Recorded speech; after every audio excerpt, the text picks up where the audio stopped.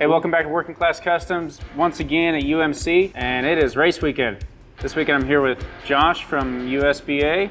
Why don't you go ahead and introduce yourself, Josh, and tell us kind of what you do. Okay, well, hello everybody. My name's Josh. My main role for the club is the supermoto competition manager, but I also run the tech on our superbike days. So I'm out here on Friday night, Saturday morning, making sure everyone's bikes are safe to ride. And then on Sundays, I'm out there with the supermoto guys, running the races, making sure the day runs smoothly. Sweet, sweet. So what are we looking at here?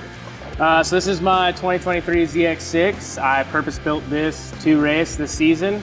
I have since decided to throw it down the road once, but it is still a fully functional race bike. It has all the safety stuff we need to go out and go racing. Sweet. So you said safety stuff. Can you kind of walk me? Let's just go like front to back, kind of the major key parts of that. Sure. So starting in the front, we have our pinch bolts and our main axle are safety wired there. So the ZX6 just has two pinch bolts in the front there.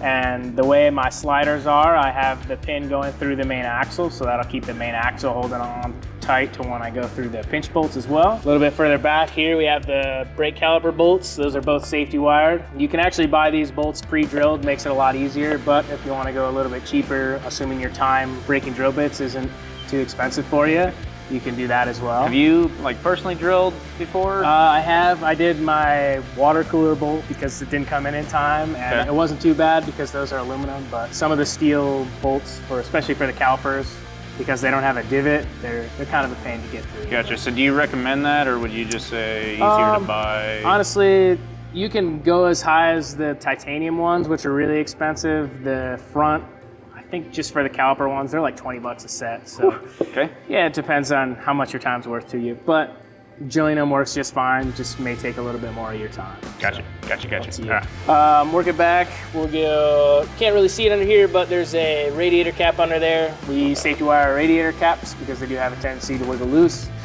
So we run that. Up on the throttle and brake here, you have a brake lever guard. That way, if your rubbing is racing, get a little too close to someone there, they don't push your brake lever. A little bit further back here, we have our oil fill.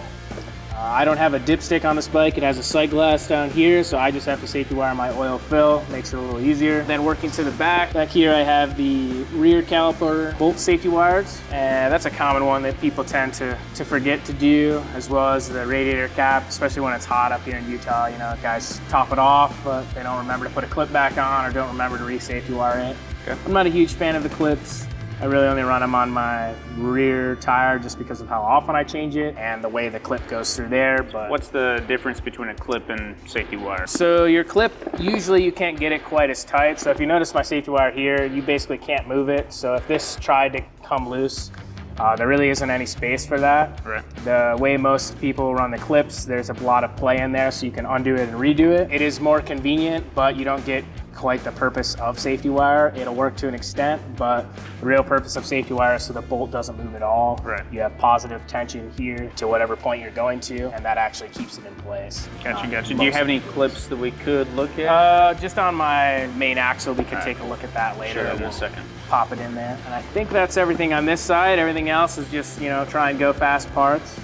As far as like from a tech standpoint, I show up to tech with my bike, you're obviously looking, do you look at each individually safety wired thing? Yeah, so we don't tech for safety wire, fit, form, and function in terms of the aviation standards. We're basically just showing that seeing that it's there. I'm not going to criticize you for not 6 to 8 twists per inch, which is like the aviation standard. Gotcha. I'm an aviation guy, so it kind of irks me sometimes, but I try and pull away those standards a little bit. If it's not doing anything, I'll usually ask people to redo it, but I am looking at all the safety wire points because those are the requirements for tech. Another thing we have to have on our bikes is the engine guards as well. I have a frame slider on this side. That's not required, but the engine guards are, because if you do have a big impact, it could cost more oil to go on the track.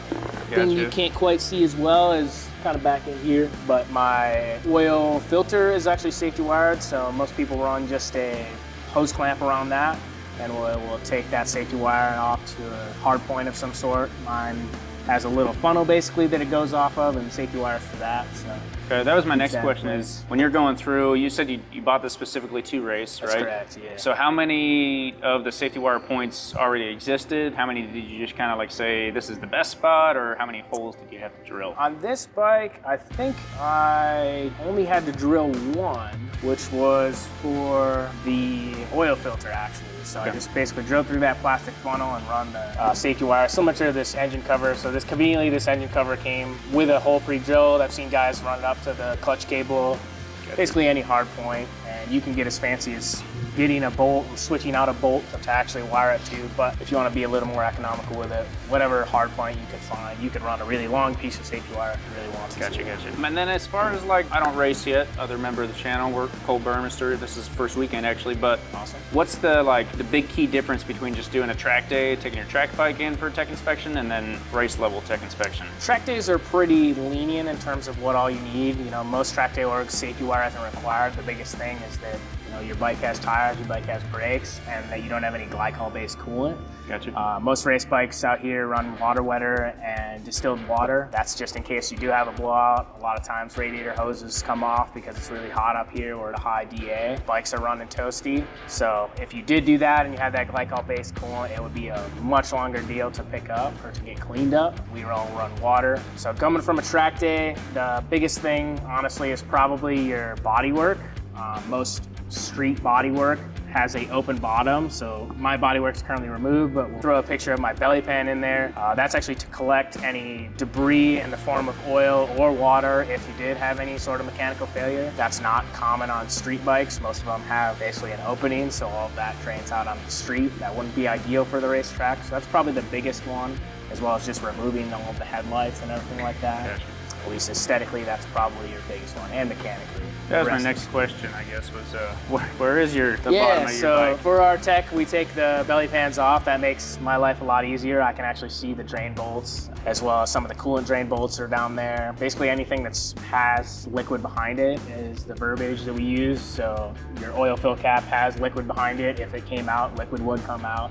Same with your water drain bolt, and same with your oil drain bolt. So we get those safety wired, but if there was some sort of mechanical failure, we would have our belly pan installed, and that would catch hopefully the majority of it, so we don't oil down or water down the track for everybody else. Sweet. Well, tell me about tires, Josh. Yeah, so there's a wide variety of tire manufacturers. There's a wide variety of tire types, compounds, carcasses. Do I need slicks to race? You do not need slicks to race. Okay. It is very easy to go out and race on street tires. It takes away a lot of the work that slicks are.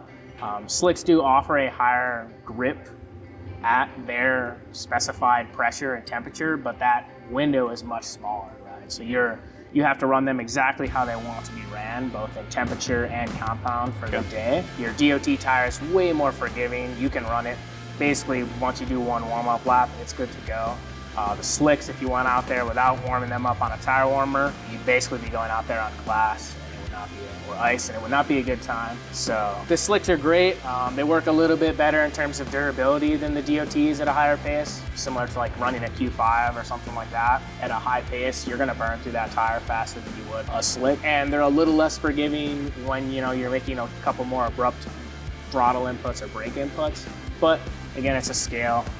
You get some benefits on slicks, you get some benefits on DOTs, but most people go to slicks for racing. And you mentioned tire warmers. I can see you obviously have those on there. Can you kind of talk us through what those are, why we got them? They're basically a giant short. So that electric wire in there is shorting itself the entire time. You can set it to a certain temperature, mine are digital. You can set them to whatever you want to, depending on the day, if you want them a little warmer, a little cooler. But they're basically giant blankets with a heater in them, so think your heated blanket in your house in the winter, right? It's that on steroids. It'll get if up you're to, in cold climate. Yeah. If you're not in cold climate, you might not know what that is. Don't use them too much here in Utah, but they basically get up to 200 degrees Fahrenheit, which is pretty toasty, and they get the tires from a hard compound to a very sticky, soft temperature, similar to what you'll see out on the racetrack. It's not perfect every time, really depends on the temperature, but sling them around your tire, plug them in, let them warm up your entire tire, let them warm up your wheel. That's the biggest mistake. A lot of people throw them on there, they warmed up the tire, but your wheel's still cold, so then you go out on the track is cold, your wheel is cold. Now all the heat's out of your tire and you tend to fall down.